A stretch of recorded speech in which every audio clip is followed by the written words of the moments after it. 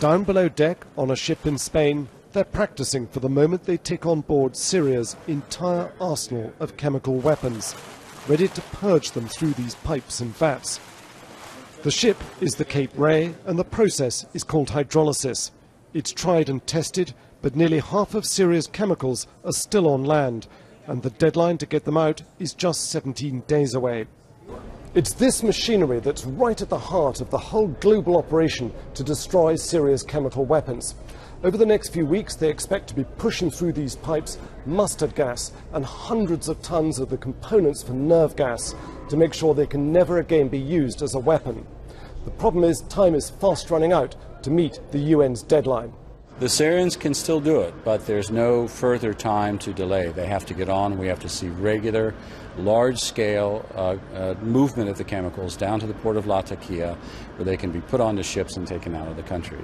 We can still do it, but it entirely is up to the Syrians at this point in time.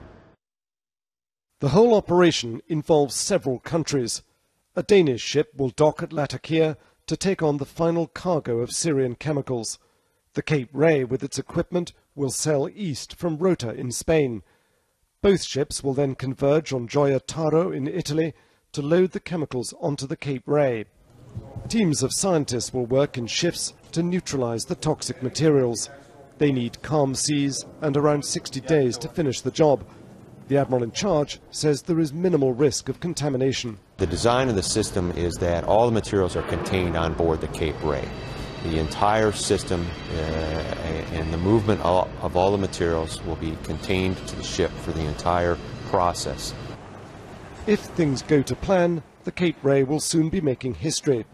This mass disposal of a chemical arsenal has never before been done at sea. But the question no one on board will answer is what happens if Syria fails to meet the looming UN deadline. Frank Gardner, BBC News, on board the Cape Ray at Rota in Spain.